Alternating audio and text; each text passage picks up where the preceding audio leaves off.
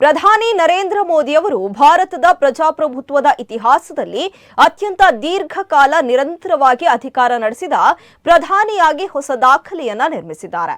ಈ ಮೂಲಕ ಮಾಜಿ ಪ್ರಧಾನಿ ಜವಾಹರಲಾಲ್ ನೆಹರು ಅವರ 4398 ದಿನಗಳ ನಿರಂತರ ಆಡಳಿತದ ದಾಖಲೆಯನ್ನ ಹಿಂದಿಕ್ಕಿ 4399 ದಿನಗಳ ಸೇವೆಯ ಮೈಲುಗಲ್ಲು ತಲುಪಿದ್ದಾರೆ.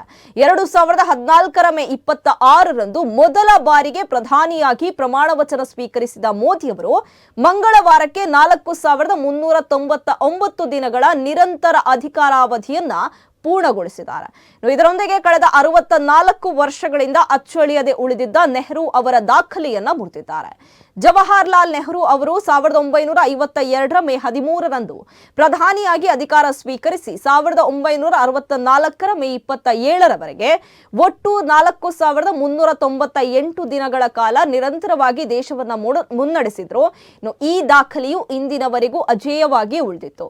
ಇದಕ್ಕೂ ಮುನ್ನ ಪ್ರಧಾನಿ ಮೋದಿ ಅವರು ಮೂರನೇ ಅತಿ ದೀರ್ಘಾವಧಿ ಪ್ರಧಾನಿಯಾಗಿದ್ದ ಇಂದಿರಾ ಗಾಂಧಿ ಅವರ ದಾಖಲೆಯನ್ನ ಹಿಂದಿಕ್ಕಿದ್ರು.